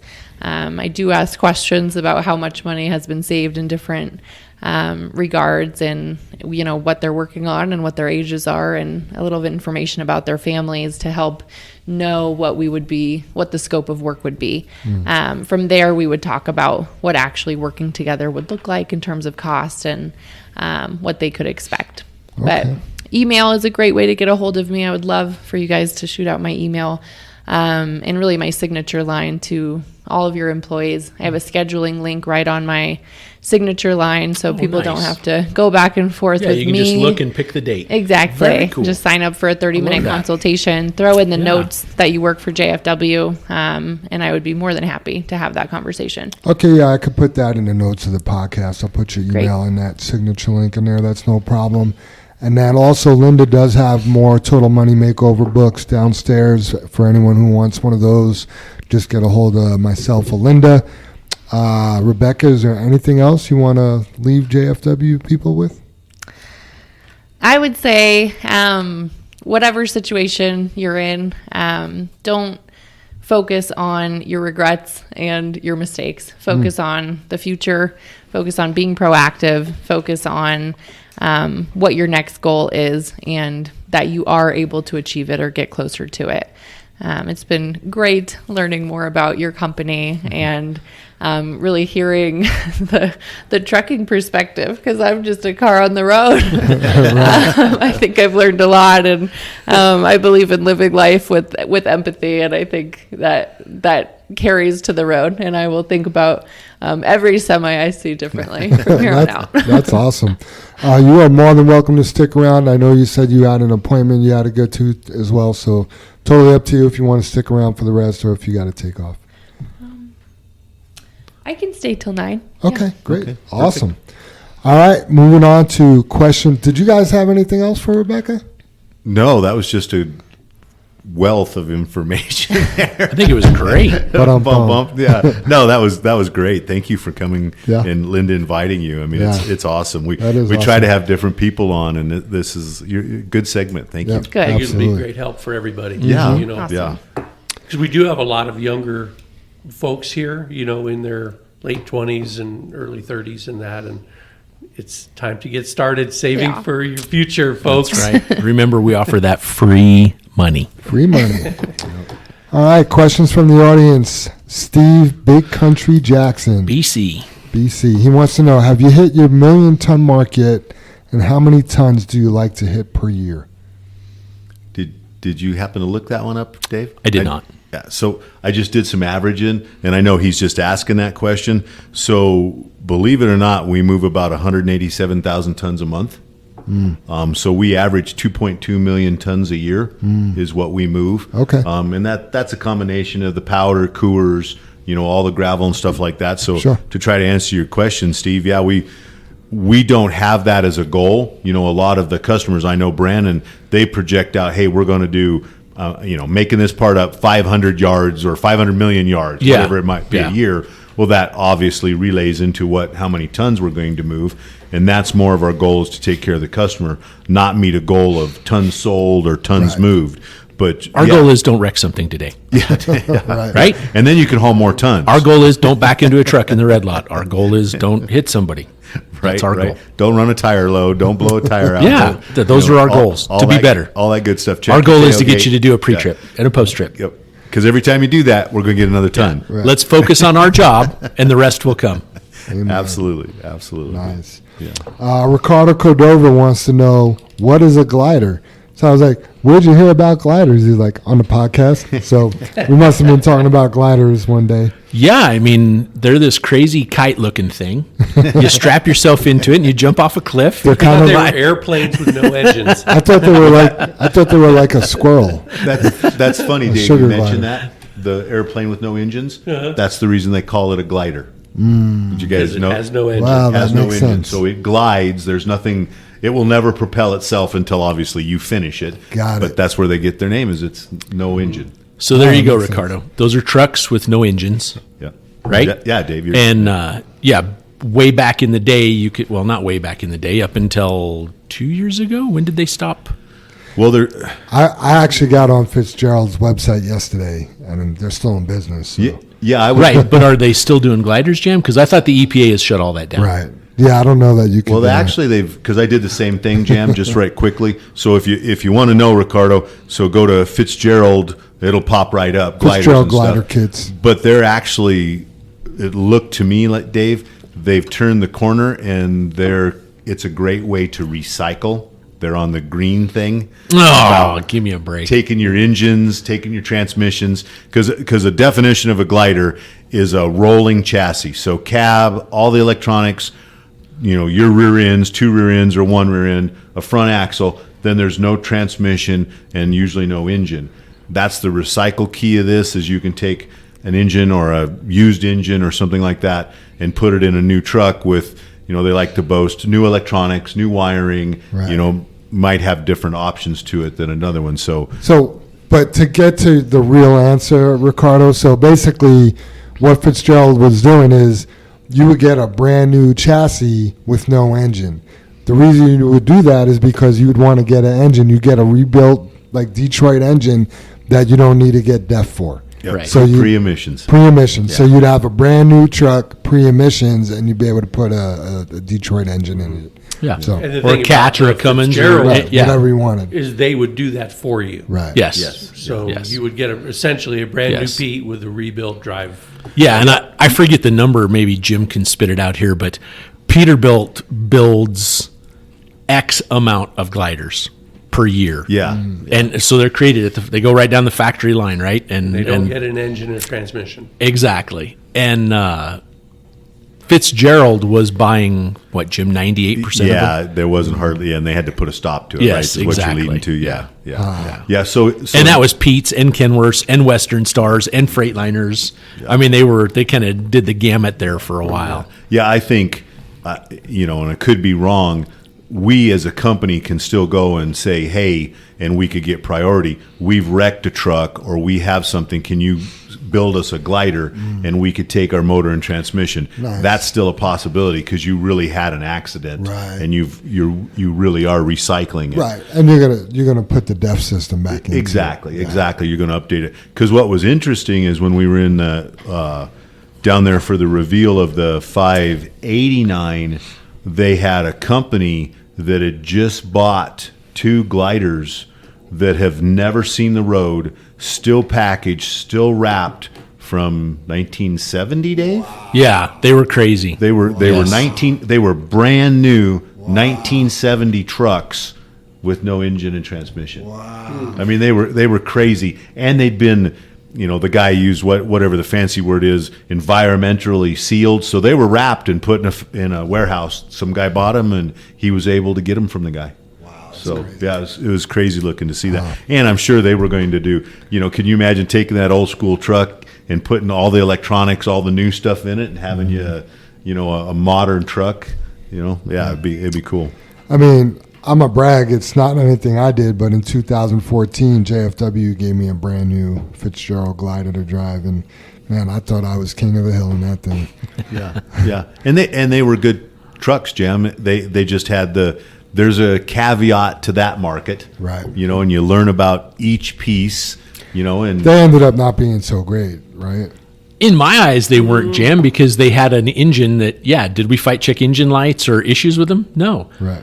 But the engine had 30-year-old technology. Yeah. Right. Right? Yeah. The engine brake was half as powerful as what we have today. Right. The horsepower to go up the hill was, and this was with a turned up engine, right? We Right. bought one with a different cam, different fuel injection, higher horsepower and all of that than you could get, right? They were building these engines. It was like a hot rod diesel engine, and they weren't as good, so it no fuel mileage. yeah. Right. Yeah. So it was bittersweet, right? But we didn't have check engine lights.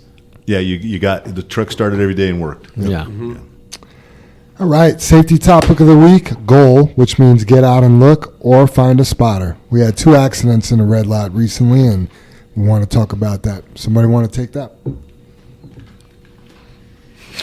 I can go ahead and take that. I mean, Awkward. We all could say something about that. That was the point there, wasn't it, Dave? We could all jump in on that. Yeah, Go I ahead. Go mean, ahead, everybody, buddy. and even the drivers. We all know that yard over there is tight. I mean, we squeeze probably 5 more trucks in that yard than would be nice. Right. And we have to because we don't have enough room. But don't be too proud to ask for help to get backed in. That's the bottom line. Or do like that mirror sticker might- says, get out you and might look. think you've got enough room, but guess what? You can't see it. You don't know it. Yeah. Get out and look. Ask for some help. I was in the middle of an interview the day before yesterday. We were in the red yard doing our drive and doing our park, and so I was just kind of wrapping things up with the candidate, and I noticed a driver trying to park, and he was way off. I mean, he was headed right for the fender of the truck that we were parking. And I said, hold on a minute, I got to stop and help this guy back in. And he was like, oh, cool. So he watched it happen. He watched, the process. And the driver was like, thanks very much, because he couldn't get the right angle because the yard was full of trucks. Sure. So, man, you just don't let your pride get the better of you. Get out and look, ask for help. When you hit that parked truck behind you, it sucks. Yeah. I mean, would you rather be the guy that gets out and looks or hits the truck next to you? Yeah. Well, apparently we've got 2 guys that would rather hit the truck next to us because in the last 2 weeks, More that's than what they've 2. done. since we've been parking in that yard, I bet it's happened 20, 30 times. Oh, at Oh least, yeah, Dave, over the life of having that yard. Yeah, you don't want to accuse anybody of being lazy, but not getting out is just being lazy. Yeah. It's just that, and I know at some point you probably really feel good that, oh, I got it. I don't have. I'm good. I'm not going to hit that truck. But do you really know? Yeah, if it's on your blind overconfidence. side? Yeah, if it's your blind side. So, yeah, you get out and, we're sitting there talking with Rebecca and, not only do we not want any accidents, but it just costs us thousands of dollars, you guys. And financially, that's not good for any of us. The company, you guys, you eliminate this stuff. Maybe we can make a bigger match or more PTO days or raises or, we're just truly wasting money on the accidents that shouldn't happen. That's the main goal here. And we have to repair those trucks. We can't just leave them go down the road like that. Otherwise, we're just going to have a fleet that looks horrible. Yeah, and we've talked about that, Dave, the resale. Yeah. Look all the repairs we have to do when we try to resell the truck. And right. Again, we look at that as our reputation. It might be somebody trying to get into the business, and we want that person to be successful. So here's the best used truck you can get, not a half-wrecked one or scratched one or tore up one. I'm kind of shifting gears, but the same thing goes to the job site. Absolutely. Bin number 1 at plant 13.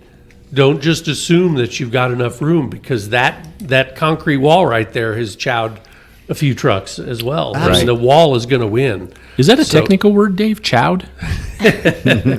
That's what happens when you hit something. When you it gets chowed. Eat that concrete wall. That's right. You eat it. Yeah. But get out and look. Ask for help. Don't assume, right? Because assuming does what, you guys? Makes an ass out of you and me. That's right. So you might have said it. I mean, ultimately, it's the driver's responsibility. He is the captain of the ship. Absolutely. Get out. I'm the worst. I mean, I'll get out 10 times and look because I don't have that confidence, right? Right. But if you are in the red lot and you see somebody, because here's the deal is, talking to the driver that backed into one of the trucks, I was like, you sure you got a spotter? He's like, well, there was a bunch of people back here, but they were just all watching me struggle, right? I've seen Ultimately, it's his responsibility to either get somebody or get out or do something, right? But if you're back there and you see somebody backing up, even if they're not struggling, it doesn't hurt to just stand by their truck and watch to make sure they're not going to hit anything.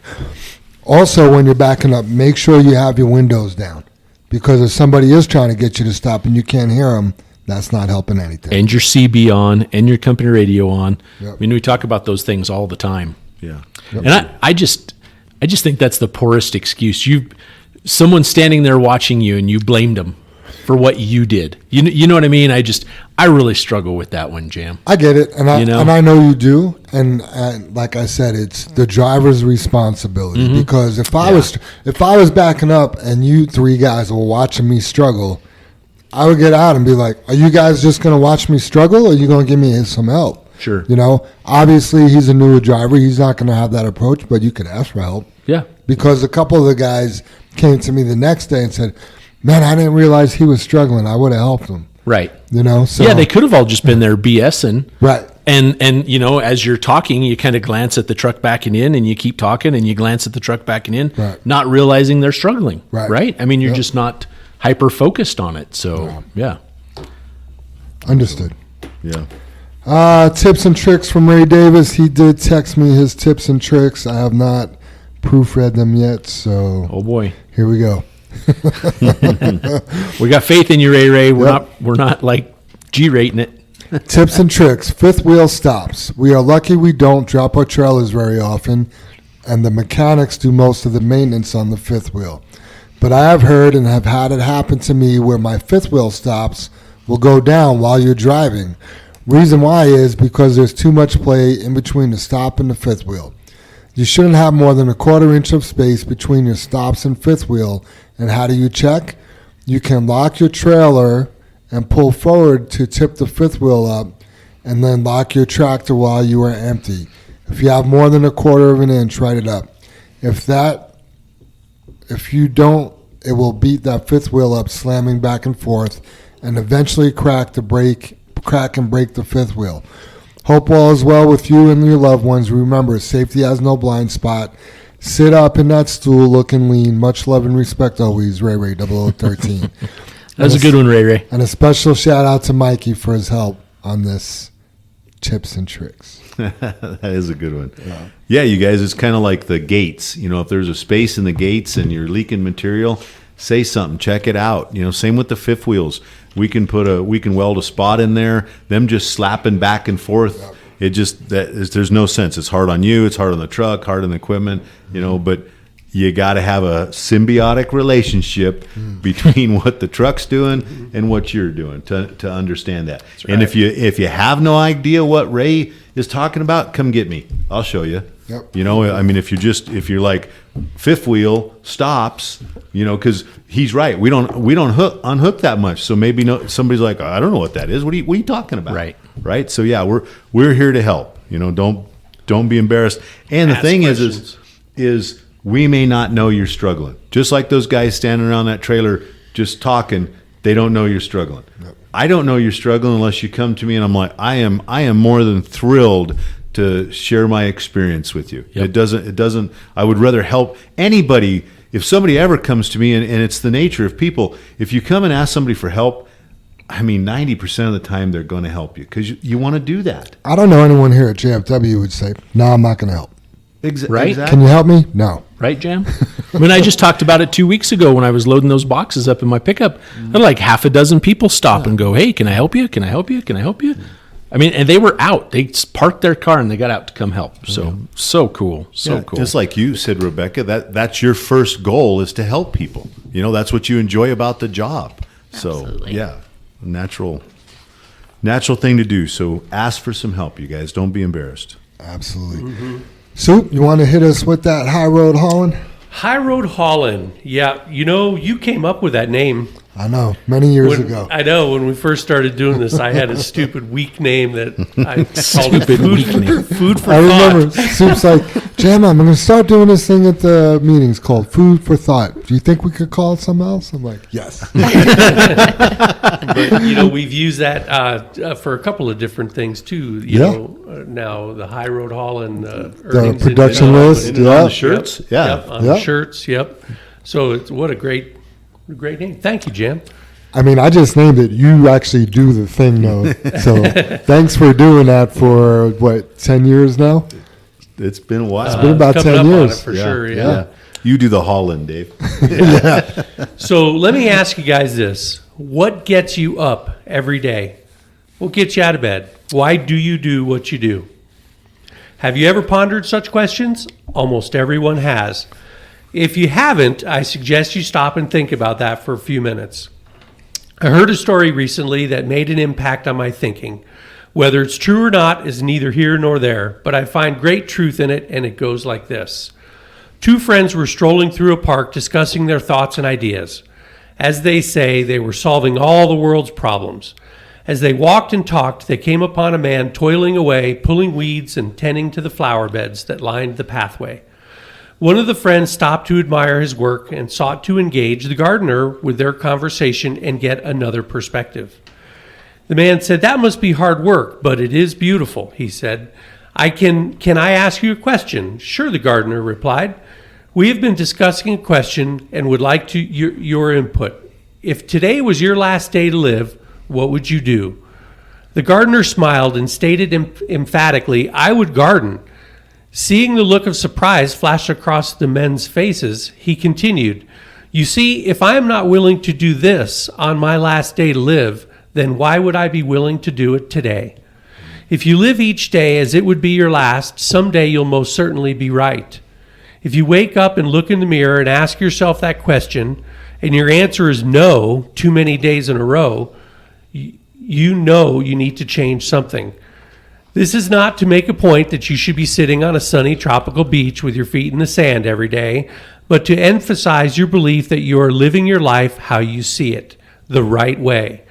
The way that is in alignment with your beliefs, your morals, judgments, and feelings. That you have no regrets about your choices and decisions. And if you do, take the bull by the horns and make it right. Don't be afraid.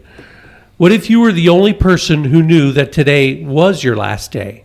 How would you change the way you behave? How would you change the way you interact with the people you love the most? How would you speak to strangers? How would you be more grateful, more connected, more present? You can use this thought concept to change your behavior, to be more mindful, humble, caring, loving, understanding, forgiving, thoughtful, grateful, joyful, enthusiastic, fun-loving, and to be able to get more enjoyment out of your life every day. So what do you get up for every day? Why are you doing what you do? Think about it. And the quote this week is, "Don't cry over the past, it's gone. Don't stress about the future, it hasn't arrived. Live in the present and make it beautiful." The author for that is unknown, apparently. But that's a good quote. I like it. That is a good one. I love that. Yeah, that's a good thought. Can you imagine just getting up every morning and going, "Oh, this is my last day," and what would you say to your wife or your kids, or Yeah. I'd have to come into work, but I think I'd leave a little early. Going, got just a You couple would. couple more things to do, But yeah, My company's been telling us that for years, just kind of come up with your own personal mission statement. And I feel like in the last year, I've kind of thought of what mine is. And I guess I'll share it since you went through that. Perfect. But I always write in my journal whenever I journal, be who you are, be who you say you are, and always strive to be better. Love That is it. great. good. Yeah. That's awesome. good. Yeah. Thanks for sharing. Yeah, that's perfect for final thoughts is where we're at. Yeah. Right. Yeah. Final Exactly. thoughts, everybody. Exactly. Yep. Anybody? Somebody? Do you want me to jump in there? Yeah. Jump in there, Jim. Arguing. Closing arguments. Yeah, closing arguments. So I just wanted to talk a little bit about leadership. When we run across questions, and we always, in a company, you talk about leadership and our leadership team and stuff like that. So, I did a little bit of research and put some of my own thoughts together and a couple of the things I've read. So the best leaders are invisible because they do the will of the people, meaning they lead in such a way that people believe it was their idea all along. They don't need to be your lead as coaching because they're leading themselves, and that sustains the simple environment of where it's possible for you to lead. So again, back to that example of, like you just said, you're living your life. So if you live your life as a leader and people follow that example, that they're going to become leaders. They're leading their lives. And so when you end up doing that, teaching people how to think, not what to think. So hopefully when we do this, just like you, Rebecca, is you've taught them to think about their financial wellness. We've teaching them to think about their health. We're teaching them to think about their truck, but we're not telling them what to think. And that would be my goal with people is to think about it, but it's not. I'm not telling you what you have to think. I like that. Yeah. Great. I'll throw a quote out there for you, Jim, along those lines. The hardest person you'll ever have to lead is yourself. So Absolutely. That is true. Yeah, I'm going to jump in there, Jim. That was a good segue for me. I hadn't really thought it through, but Janet works there at the Federal Center, and the facility she's in charge of, it's a couple acres under roof. I think it's actually just a little over 3 acres under roof. And every year they have a fire inspection. And, she comes home pulling her hair out. Some of this stuff is just, it's off the wall what they find, and I get it, right? And she's always striving for like this perfect inspection. And so yesterday they showed up, and they don't announce when they're showing up. They just show up, right? So they're there yesterday, and they start the inspection. They go through and they do everything. And the fire chief was there and actually pulled her aside and was like, under your tutelage, I can't believe this is the best fire inspection we've ever had. Wow. It's taken like 3 years to get to this point. And he goes, this is just unbelievable thanks to your leadership. And, her instant reply was, I had nothing to do with it. She says, we have people here that take such good care of everything. Wow. They've learned along the way what needs to be done, and they just take care of it. that's awesome. Right? Yeah. Right? So Great. Yeah. to your point of leadership, Jim. Yeah. Absolutely. Soup. Absolutely. I I don't really have a lot to say. Got nothing for you, bud. Wow. Enjoy your day. Yeah, but you kind of Be your last. you kind of do that in your Be your last day. That's terrible. so. Oh my gosh. It could be your last. Could be. Yeah. Yeah, you do your final thoughts in the High Road Hall in there. Yeah. Yeah, I kind of do. Sometimes he has a little extra. And Rebecca, I feel like you gave your final thoughts. Do you have anything else? Yes, I feel like I final did. thoughts. Final thought. We joke because we have them listed as final thoughts, but we call them final arguments.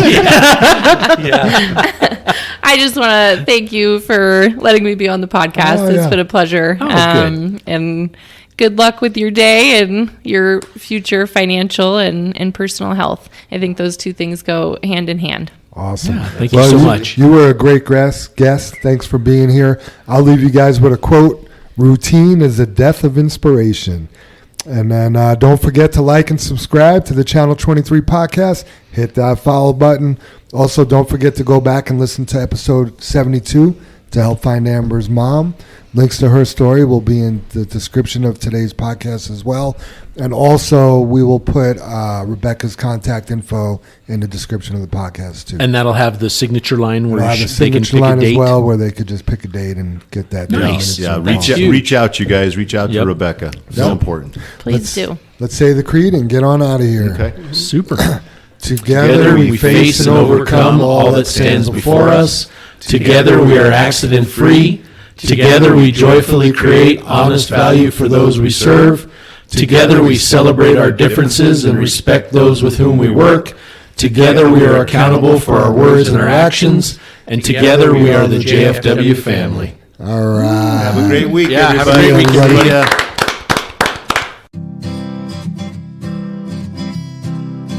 I see those big, bright, shiny red trucks just a trucking down the road. Those big, bright, shiny red trucks just a looking for another load. Well, it's a family tradition, any Rocky Mountain day.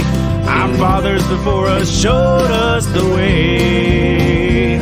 We work for asphalt cowboys and concrete kings, but that's never been a problem, because we got diesel in our veins. We've got diesel in our veins.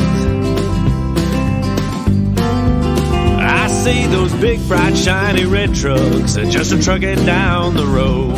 Those big, bright, shiny red trucks just looking for another load. I hear there's a couple million tons to move. I see them everywhere. So you best get out their way and watch that sand and gravel disappear. There's another run to make.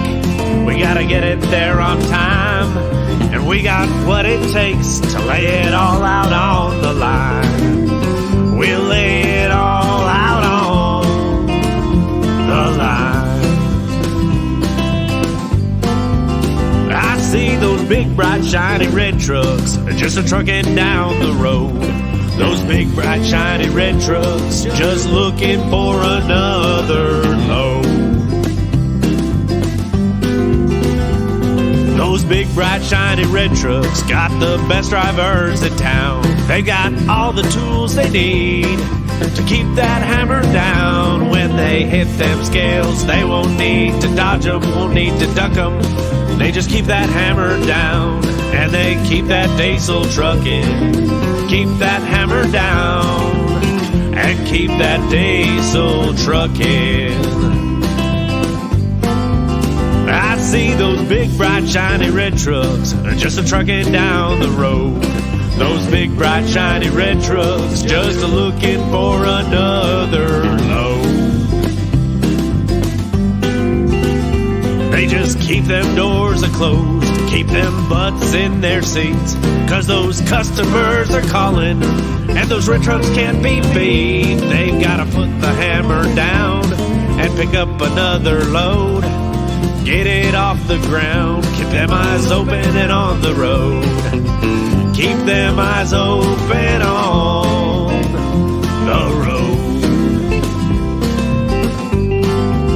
I see those big, bright, shiny red trucks just a trucking down the road. Those big, bright, shiny red trucks just looking for another load.